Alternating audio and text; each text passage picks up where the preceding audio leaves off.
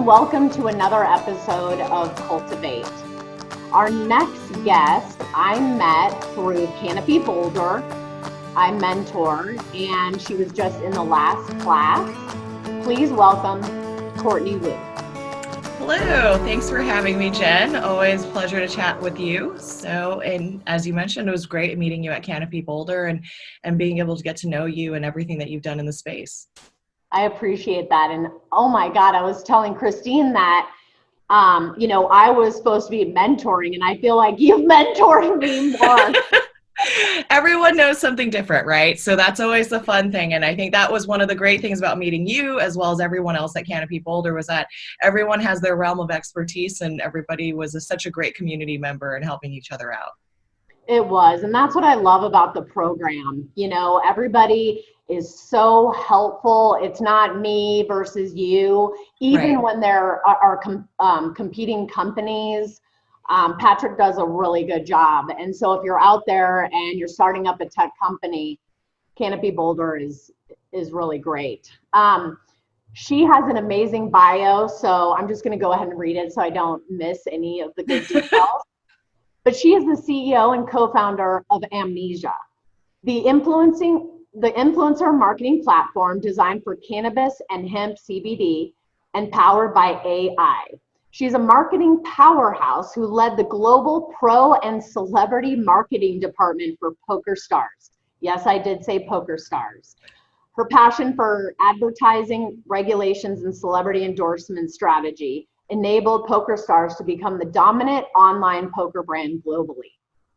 As a longtime advocate of public health and education, she combined her passion for product development and experience with PokerStars to create her now company called AMNESIA.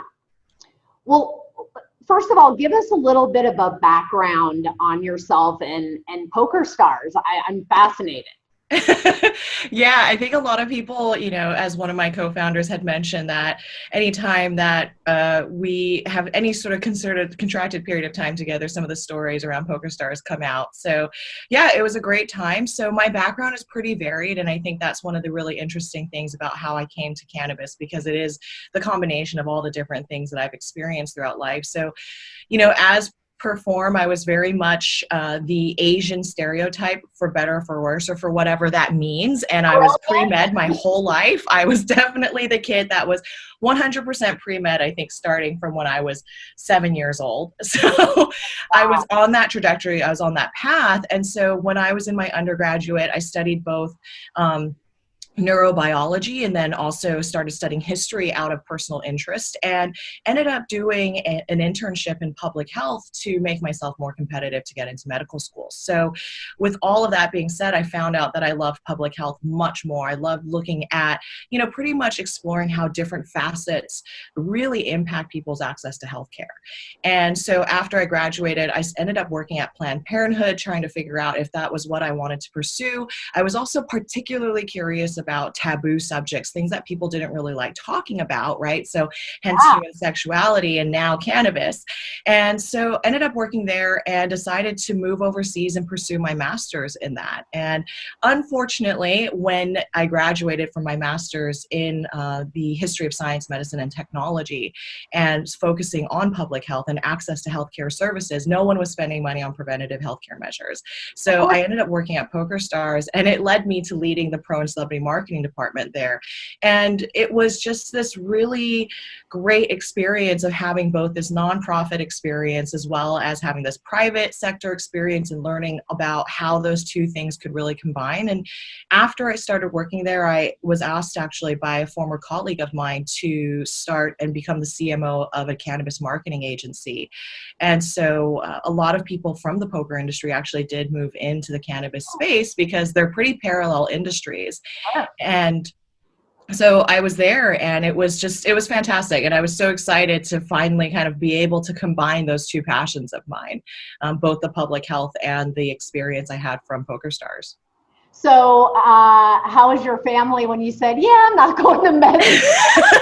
It was definitely, it was so funny because it was it was a series of a lot of interesting conversations, as I'm sure you can imagine, right? It was first like, hey, I've decided I'm not really that interested in medical school, even though I've been on this track since I was 7 years old. And then it was like, I also really like history. I mean, maybe I'll throw that into the mix and start studying that. And I think when I positioned it as public health, they were fine with it. They were definitely, as a health educator, they were like, this is great. You're contributing to society. This is wonderful. Maybe you'll still go to medical school. And then as PokerStars really started coming into its own in terms of what it meant to my life, I think they were just very curious about, okay, so now you work in poker, and cannabis was an interesting conversation with them too. So it's been a fun journey, and they've been, for the most part, shocked but still supportive.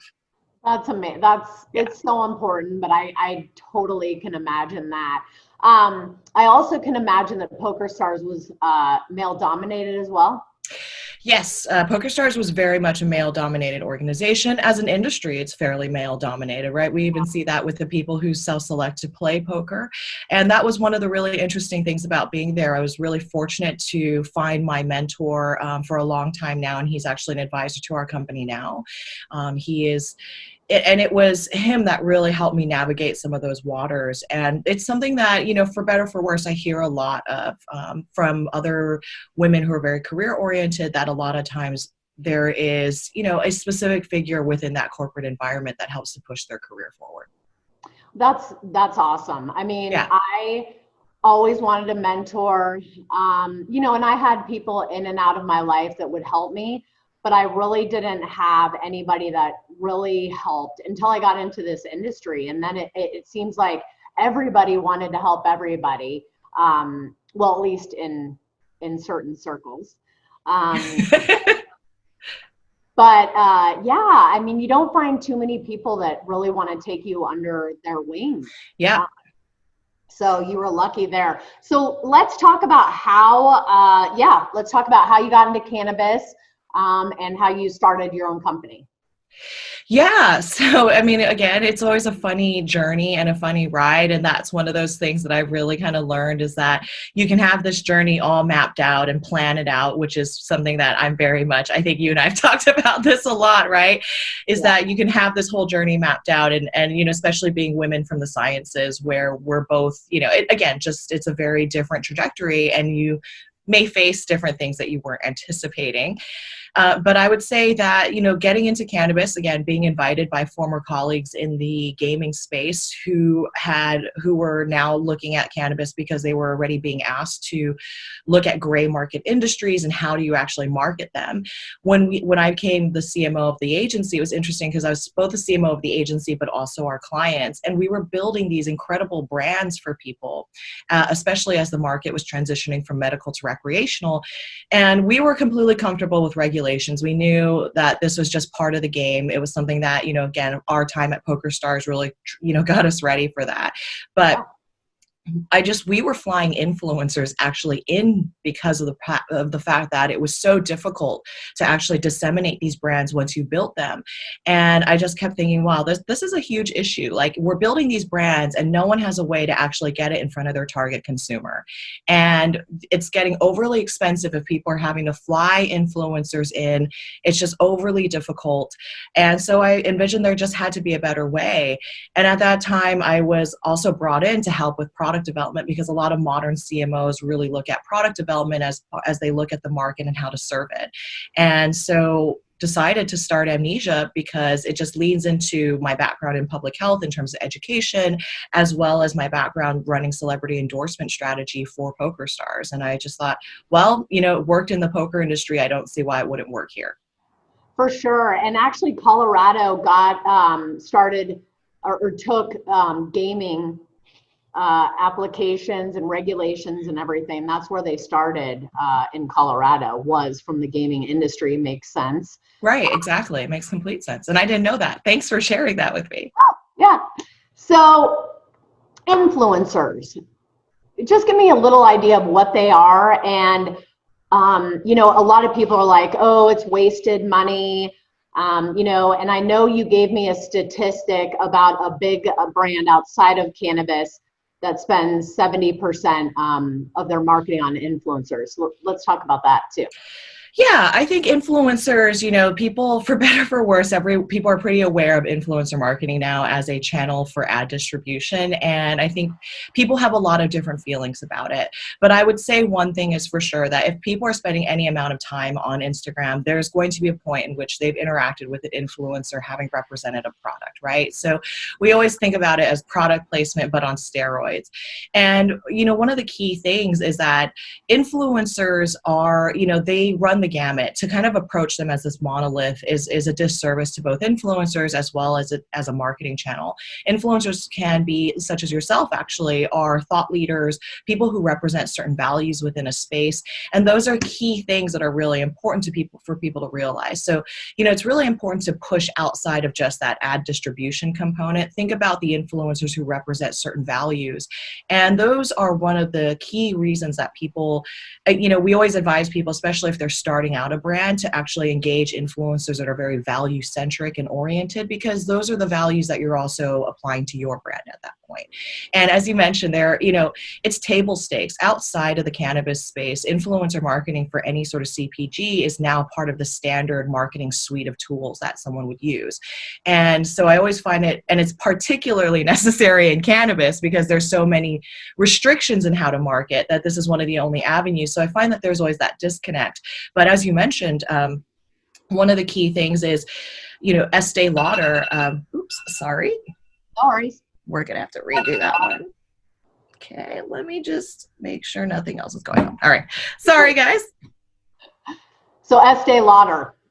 Yeah, so Estee Lauder, really interestingly, their CEO came out last year saying that 75% of their digital marketing spend is almost entirely on influencers now. And as he mentioned, he said they're they're proving to be very fruitful for them.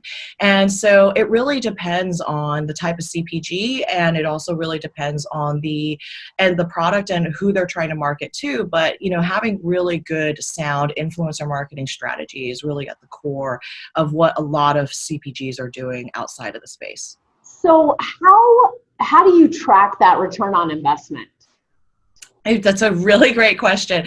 Something that we get all the time. So, return on investment with influencer marketing really varies. And I think that's one of the key things, again, is that what we see and what we're hearing a lot of from the influencer marketing perspective is just like, why can't I just pick an influencer I find on Instagram?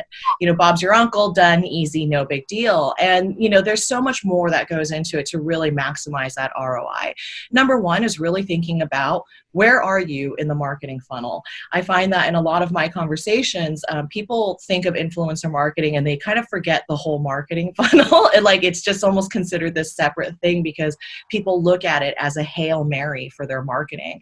But the realities are it works in tandem with your other marketing efforts. And you really have to understand about where that sits. So number one, you want to figure out where you sit in your marketing funnel. If you're a new brand that's just launched, ROI generally is going to be measured in things like how much exposure, and that's like the reach, the impressions that advertising content has been seen, as well as looking at, how many followers did you increase in your own native social media channels, right?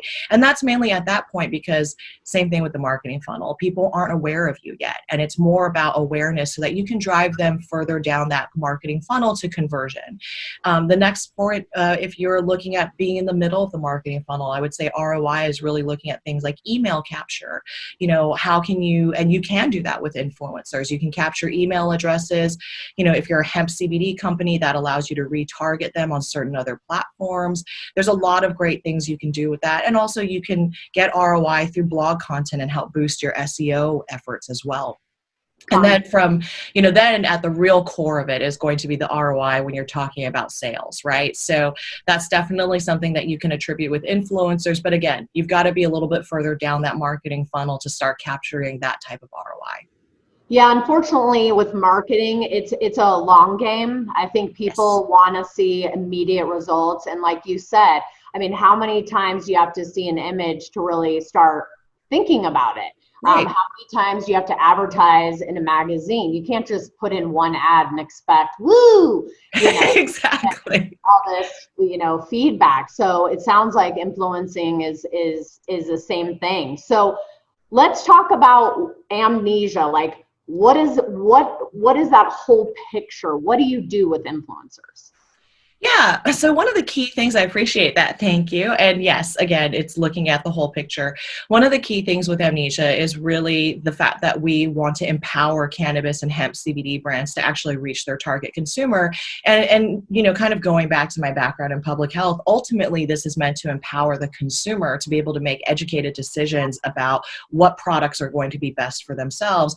And that's why influencers really are so key to that, because they live, when people choose to follow an influencer, they're choosing to say, this is the lifestyle that I want to lead, or this is the lifestyle I currently lead. And so you can build that micro-targeted messaging. You can help them see essentially in situ what it would look like to use your product.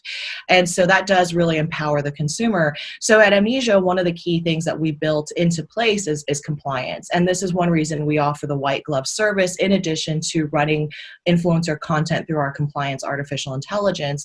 And the reason for that is because that's how we empower the brands, right? If a brand or an influencer is going to be really worried about having their account shut down for representing cannabis products or doing it incorrectly or ultimately unsafely to their community, then this is where we have a problem, and the culture doesn't change, the dialogues don't change.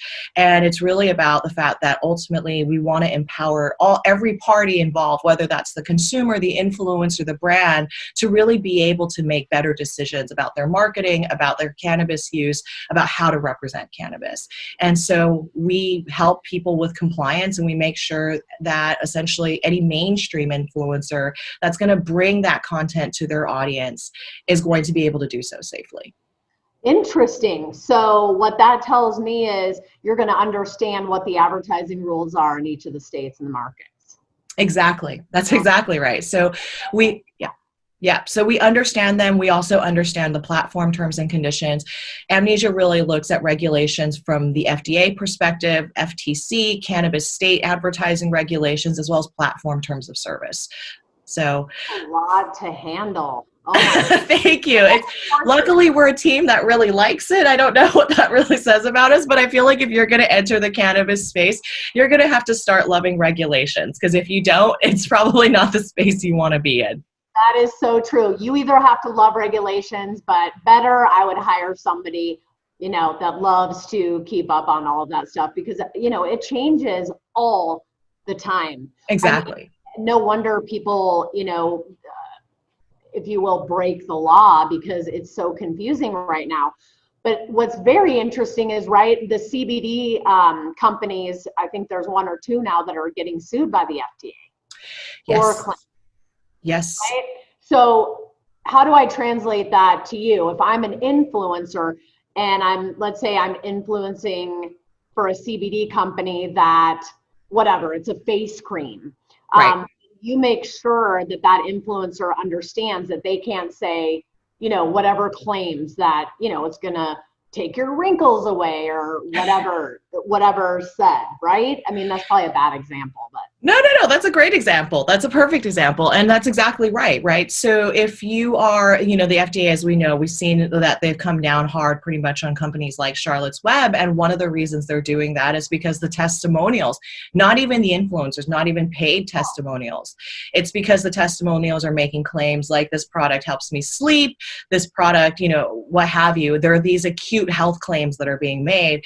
And it's things like that where, especially mainstream influencers that are not used to working with cannabis, and that's one of the key differentiators for Amnesia as well, is that we predominantly work with mainstream influencers, is that, they're not going to necessarily know that information. So we have to, right? And so one of the key things is that we make sure they understand that, hey, if you're going to represent something, especially like an ingestible, let's say like a supplement, Yep. and you're going to say that things like, oh, this helps me sleep, I've had the best night of sleep ever, that's when you're really getting in violation of the FDA. And so it's more so, one of the reasons, again, we offer that white glove service is because we want to also make sure messaging is compliant from start to finish. We don't think of compliance as, hey, influencer, here's this thing, now send it to us. We really talk to the brand and we sit down and say, okay, let's revise your messaging for influencer marketing and for compliance if necessary. And one of the key things is like, so rather than saying something like, this product really helped me sleep well, you can say this is part of my nighttime ritual. Right. And so things like that have that implication of, again, showing use case, showing like, I feel well rested the next day. It's, language like that makes it okay. But once you start entering the realm of making health claims like sleep, that's when you're going to face a lot of problems. Well, and that's very interesting. I mean, the message, I think that a lot of companies, everybody in your company needs to know the message. Right. Whether you're a bud tender or you're a salesperson, you have to have your message dialed in so everybody's not saying, different things. Now, this is also very important for publicly traded companies.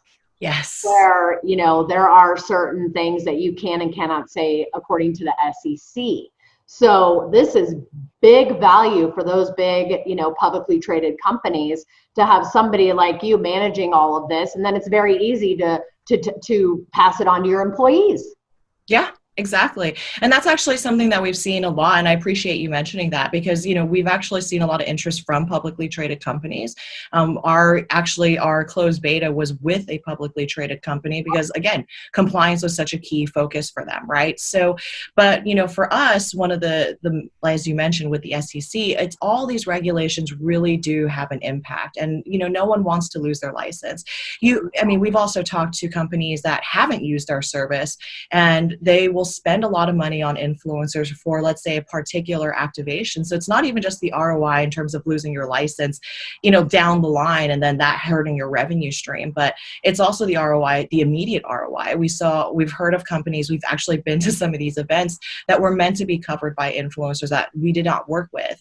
And the influencers' accounts were shut down, their account was shut down. So then the overall event coverage was lost and the ROI of all the money they spent because they did not consider compliance was essentially out the door. So, it's also about the loss of ROI that can immediately happen just from being shut down. Yeah.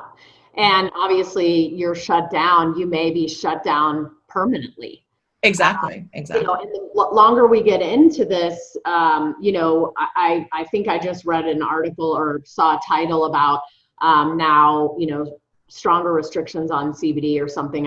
I barely saw it on LinkedIn today. So you're just going to get more and more compliance with CBD, and you should get ahead of the game. Yes. And it's so competitive. Cannabis is competitive, but CBD and hemp is so competitive because there are no regulations. You don't have to have a background check. So how are you going to separate yourself? You can't just say, oh, we test. Like, you should be testing. You shouldn't be touting that as a benefit to your company. Right. And I saw that Jane Fonda is now unless it was fake, but it was on LinkedIn. She's representing a CBD brand. I don't think that's a bad fit in terms of influencers, right? I think it's really about, I would love to see what brand this is because the fact of the matter is if it's targeting a specific audience, and that's one of the key things with influencers, right? Is that you want to make sure they're targeting the audience that you're looking for. And that's one of the key things about our software as well, is that we make sure that if you are looking for people who are interested, particularly in parasailing, we can identify the influencers that actually speak to that parasailing community. So that's one of the key things that I think is also crucial when people are like, well, I can just pick an influencer out of Instagram. It's like, well, you still want to, again, if you want to maximize ROI, you want to make sure that that influencer is actually speaking to your target consumer. So there's a lot of, I feel like, I don't know if fraud's the appropriate word, but I think there's a lot of people out there that, claim to be influencers just because maybe they have, a big following, but that doesn't necessarily mean that they're going to give you an ROI. Right? Exactly, exactly. And again, it really depends on what you're looking for. One influencer that may be great at X may not necessarily be great at Y.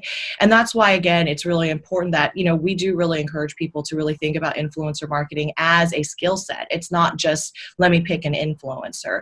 So like some influencers are really fantastic, again, thought leaders. And so they may be great at hosting live events for you that are going to be digital live events, because they may be someone who can do education or tutorial series. But then you also have some influencers that are more community oriented and can just more talk to the community like a peer-to-peer. And you have some that are fantastic photographers where you get ROI from the fact that you get to reuse their photography on your own native digital channels as well. So ROI and influencers, you really have to take into consideration a lot of different things. What are you looking to achieve? Where are you in that marketing funnel? And, who is this influencer that you want to work with, and what community are you speaking to? Well, and if you don't know any of that, which most people don't, and then there's a lot of companies that don't have marketing departments yet, right? So, yes. Okay, so let's say I'm a company, let's say I have a CBD line of products and I call you. How does it start? Like, give us That's a great question. I love it. So the way it starts is essentially, if you have a CBD company, you come to us and you let us know, hey, I'm interested in influencer marketing. The first thing that we always want to do is a brand onboarding review and session, which is about an hour-long phone call where, either myself or people from my team will be asking specific questions about the brand. This is where we really try to understand the brand's values, their mission, who are they really trying to reach. A lot of times, as you mentioned, some people don't have brand personas or target consumers just yet. And it's, again, just like any sort of marketing efforts, you want to understand who you're speaking to, right? Because ultimately, got to create value for that target consumer. So, we really try to understand that information. And from there, we put together a proposal that includes things like, here are the two brand personas we're talking about. What are their likes and interests? What brand affinities do they have? And then what is the campaign strategy that we think is going to be the best way to reach these individuals, looking at where you are currently in your brand life cycle and what your values are. And the reason we do all of that is because we want to help people understand this is the strategic approach that we're going to take. And in addition to that, this is what you can expect in terms of cost, as well as, this is how you speak to that consumer. And the data points that we identify there are actually some of the data points that we use to curate the list of influencers that a brand would work with. We really focus on that curation piece. Again, we realize that people are, strapped for time, right? Strapped for time, strapped for resources. If you're looking to work with 10 influencers, you don't want to have to filter through, 400 of them. So, and again, not necessarily knowing what you're looking for. Yeah, not knowing what you're doing. I mean, that's ridiculous. Yeah. Exactly. And so again, our whole thing is we really want to empower people every step of the way to feel like they know what they're doing, that they're making the right decisions about what strategies they should take, what influencers they should choose. And so we provide all that information. We curate that list. If you're looking to work with 10, 20 influencers, you get, 15, 30 influencers presented to you. And then we manage everything from start to finish. The deliverables, the campaign strategy, all of that is taken care of in-house, as well as the compliance piece.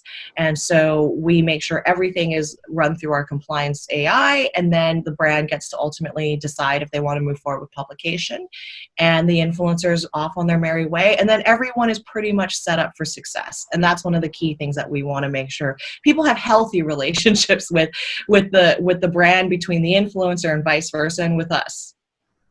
Right. And it's so important. I think if we just talk about a startup or whatever, it is difficult because entrepreneurs have a higher, bigger picture. And so when the company starts getting bigger, it's very important to hire people that are smarter than you and kind of stick to your skill set. And marketing is tricky. People think, oh, it's an ad here and it's ad there. No, it's very, very tricky. And it is essential, especially with the competition. Another thing to think about is Amazon. When it becomes legal, you're going to get lost in a big world of Amazon, right? Right.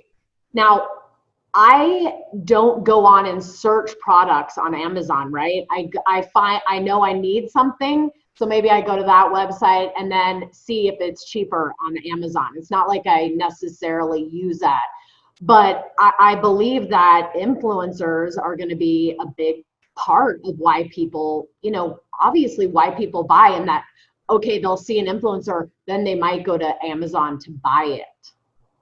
Yeah, and I think what you're tapping into is pretty right. I think the average consumer who's going onto Amazon isn't necessarily going there for discovery, right? And to that end, Amazon actually has its own influencer marketing program. So they actually have their own influencer marketing program where influencers can actually sign up to be part of the Amazon influencer marketing space. And actually, if you go into certain places within Amazon now, you actually have influencers curating content for buyers there. So again, I think that's one of the questions we actually get a lot of, like, can influencers truly, you're marketing the CPGs, and that is a lot of our core focus for Amnesia, but can you actually help the retailers as well? And the reality is yes. I mean, again, influencers can run the gamut. They can support native SEO efforts. They can support community development. They can host events. They can drive traffic into retail by hosting events. Another brand that you see doing really well with influencer marketing is Ulta. And one of the key things is they have influencers digitally within Instagram and YouTube, but then those influencers are actually curating spaces in their physical retail environments. Wow. So that means that when that person that follows that influencer, they're not just, it's pretty much a full user journey, right, for that customer. I see the product with the influencer, I go into the store, and now I actually see, I don't even have to look for those products in the store. I can see exactly where X influencer has curated this list of products. And so there's so many different things. There's things that you can do, like white labeling products to, what have you. So I think, again, people think of influencer marketing as just straight product placement. And I think that's a disservice to think of it solely as ad distribution or product placement, because there's so many opportunities to leverage the influences that they have. That's very interesting, because a lot of people use brand ambassadors. Yes. So, right. And normally it's a younger person, because they usually don't pay a lot, and they love to get out and represent brands.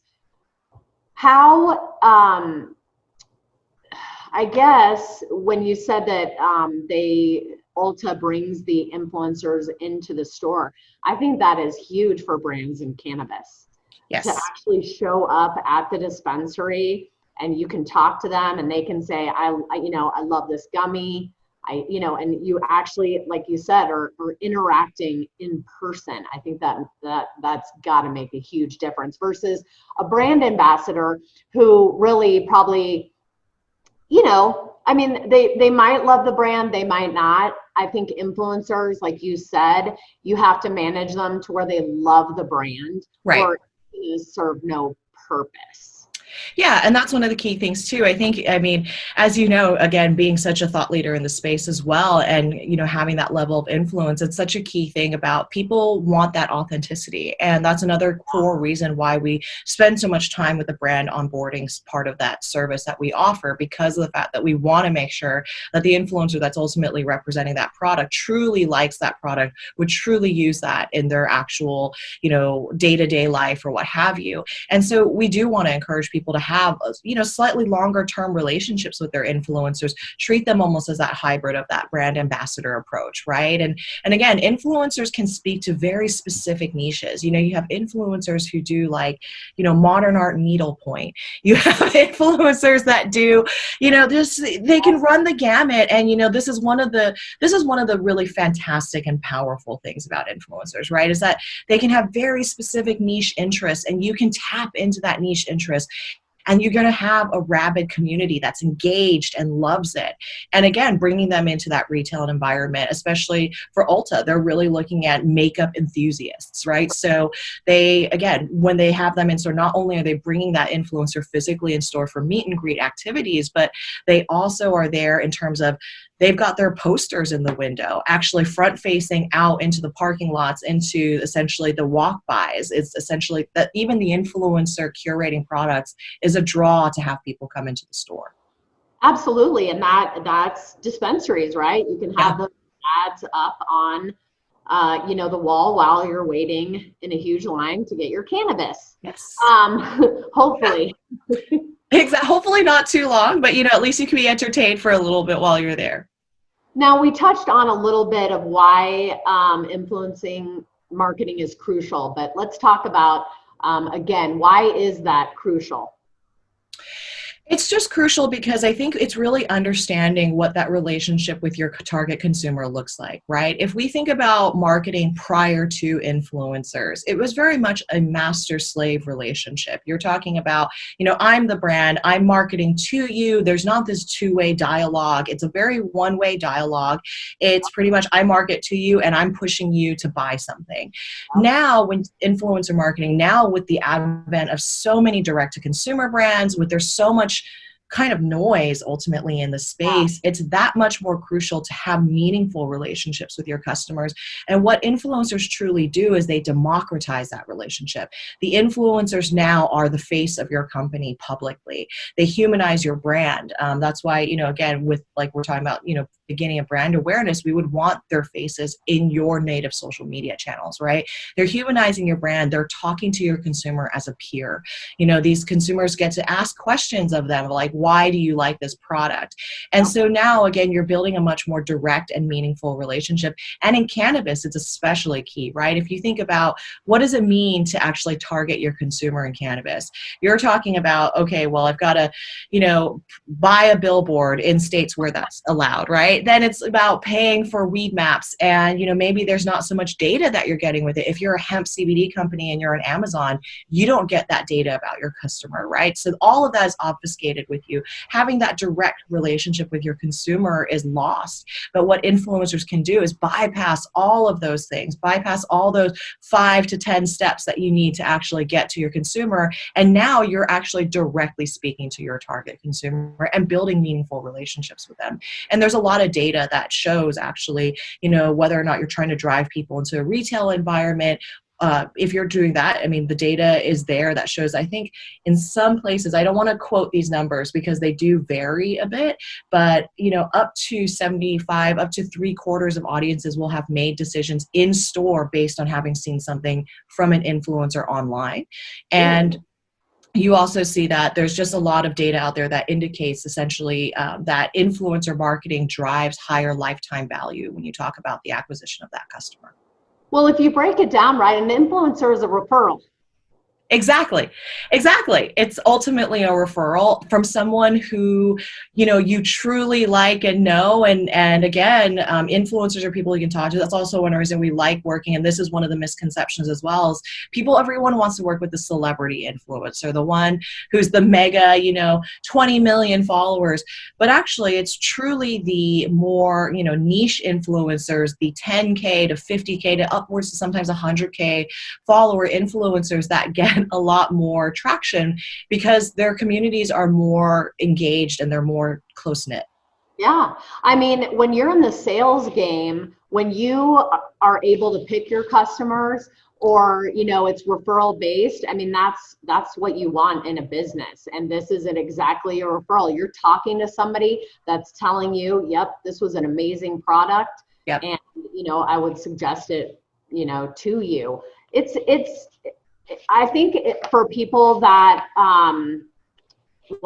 that don't understand marketing at all, it's a difficult topic. And I think that that's where your company comes in, is to educate and make them understand that this is, here's your expectations, and all of those certain steps. Whereas like you said, if I just go on Instagram and I'm like, oh, well, Sally has, so many influencers, I'm going to push my CBD product on Sally and hope that she gives a shout out, which I think is a lot of what's happening. We do ask that question a lot when we ask people when they reach out to us. We try to ask them, have you tried influencer marketing before? And oftentimes they'll say yes. And I'm like, well, in what capacity? And they're like, we've just sent them some free product. I'm like, right. Well, that's it's not always the worst approach if you have the ability in your product from a value perspective. You can just keep sending it out like that and hope for the best. But that's not necessarily the most, ROI efficient way of going about it. 100%, and that happens constantly. I get constant messages. Can I send you something? And yeah, I'm not interested in things I'm not interested in. I'm not just going to take your product and, you know, because that's not, eventually that's going to catch up, right? Right. Exactly. And again, you know, influencers run the gamut. You've got ones who are great like you that operate in good faith, and that's why your community is also so dialed in. You know, and that's one of the key things to look for with influencers, that engagement piece. And I think when you are an honest advocate, that's when your community's really dialed in and wants to listen to what you have to say. There are influencers, of course, that are out there that will represent any product, and that's not a good influencer to necessarily work with. And, you know, it's again, how do you find out? And how do you know that? So Yeah. you help them pick the appropriate influencer. Yes. So. Yeah. And we're very keen on that. You know, we have 300,000 mainstream influencers on our platform, which is really fun. But we, again, you know, we thought about, this is something we were very conscious of very early on, which was, you know, what kind of environment do we want to create in this dual-sided marketplace ostensibly? Is it a healthy environment? And so we really, really think about that. Like if they're, you know, we want to make sure all the influencers we have in our platform operate in good faith. You know, we have some who actually specifically ask for, especially representing THC-based products. Like, I want to see the lab reports. I want to make sure that what I'm representing to my community is not going to be harmful. And we actually had a vape product on, you know, we're working with a client on representing a vape product during VapeGate. But because of the trust that we built with it, it was an interest. We were like, oh, great. It was interesting, but again, it's about building trust. The influencers trusted that when we approached them, and we spent a lot of time garnering their trust, because it was not something that we inherently got just by nature of being, you know, that's another key thing, is that influencers are getting a lot of inbound, and they need to trust you. They need to trust your product. They want to trust you. So trust is such a key part of what we do in terms of making sure, again, those relationships are going to be healthy between the parties. Yeah, I mean, I'm definitely not a vape person. I've never found a vape that I love, and if somebody, I would be the best influencer if somebody actually had a great vape. Yeah, exactly. Because you're so honest about it. You're like, hey, I don't love vaping. So when you do decide, if there is ever a product that actually warrants your endorsement of it, you know, people are going to be like, wow, that must be the greatest vape ever, because she's been super vocal about not liking them, right? And that was the thing. We were so lucky, you know, that we had the trusted influencers. We had almost no attrition during VapeGate, like almost none, which was incredible. But that was because, again, that was us staying with them every step of the way in communication. Like, hey, this is what's going on. We have all the lab reports that show that this product is clean. Like, you don't have to worry about it. Your community is safe. And that's what ultimately, again, a good influencer cares about, keeping their community safe. Yeah, because it'll damage them if they represent a THC product that, you know, doesn't test, or, you know, says 100 milligrams and it's actually 10 or whatever. Right. I mean, professional influencers are not going to want that either, because that tarnishes them. And then nobody else is probably going to use them. And that's one of the questions we get to oftentimes, like, do I have to pay them? And it depends. I mean, again, it depends. If you're Nike, you probably don't have to pay people very much. Let's be frank, right? Again, let's consider that marketing funnel. Where are you? Are you Nike? Well, you probably don't have to pay them. If you're not Nike, your product may be great, but no one knows about it just yet. You're probably going to have to pay people. And so again, and again, paying them, people find that it becomes disingenuous. But again, influencers get a lot of inbound. If they were to represent every single product that came to them, their community is also no longer engaged, right? Like, they're just like, all you do is just represent products over and over and over again. I don't care. You're just this walking billboard now.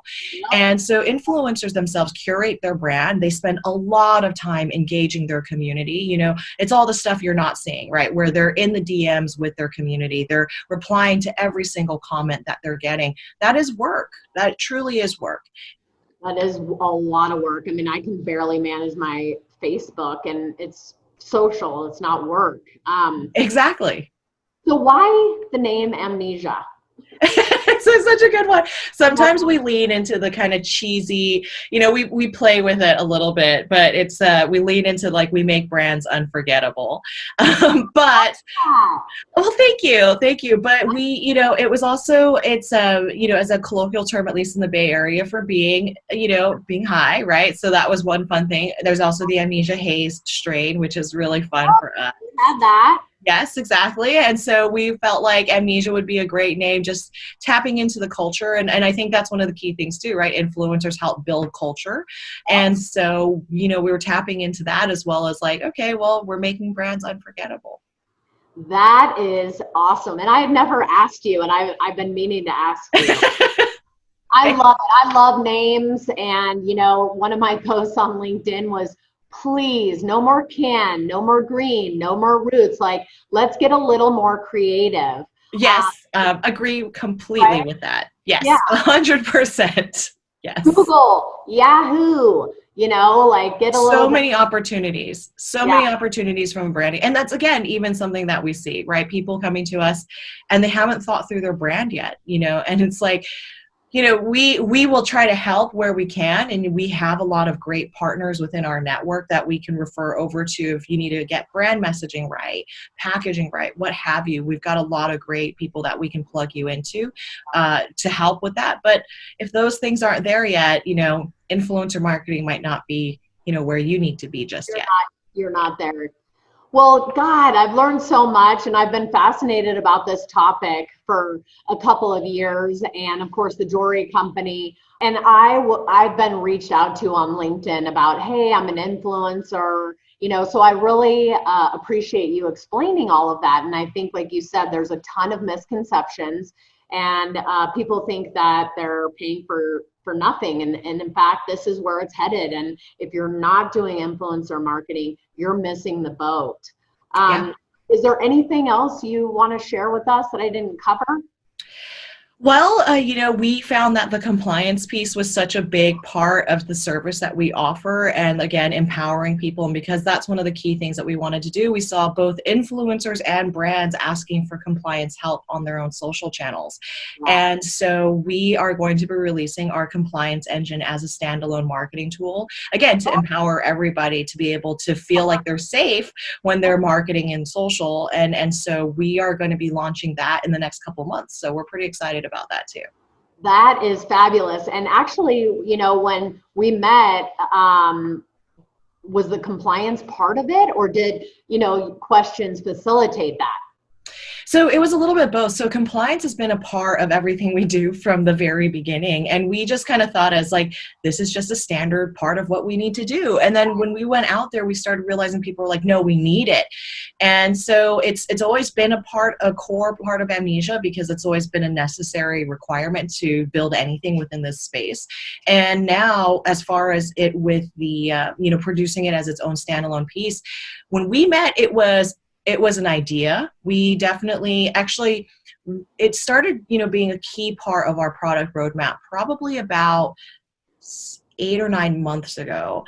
And what we decided was that we just wanted to speed up that process through essentially when we were chatting, and everyone that we were speaking to, everyone's like, we need this sooner than later. And we were at that point also getting inbound from, again, both brands and influencers, like just asking us to check things for them. Can you check this for me? And so we've just decided, okay, let's just make that as fast as possible, because we're seeing people who really need this, and we want to empower everybody to help change the cannabis landscape, culture, conversations, everything. Absolutely. And you can't have a successful brand without compliance. I mean, you're not going to make it in this space without compliance, period. Exactly. And I know people push back and they take advantage of the gray area, but at the end of the day, I'm all for follow the regulations. Same, exactly. And, again, if there are regulations that need to be changed, it's, part of, creating cultural movements that have people essentially ask for, as you well know, especially. So. For sure. Well, I so appreciate you taking the time to come on. How can somebody get a hold of you? Yeah, people can email me at Courtney@amnesiamedia.io, and I welcome people to do that. And so you can get a hold of me that way, or just visit our website at amnesiamedia.io, everything's spelled correctly, or even find us on Instagram and send us a DM. Great, and you can also email me at cultivate@cannabistech.com, and I can connect you with Courtney as well. Again, thank you so much for coming on, and I'll have to have you on, later this year, early next year, to see kind of what's going on with your company and everything. I appreciate that, and thank you so much for having me. I mean, especially considering everything that you've done in this space. I think that's one of the key things that we always, as a company, as another female founder in this industry, as well as just everything that you've done, we know how difficult all the work that it takes to campaign for sensible cannabis regulations, as well as all the work it takes to actually build this industry and community. So I appreciate everything you've done. Always happy to help women. So thanks again. Thank you so much, and have a good rest of your day.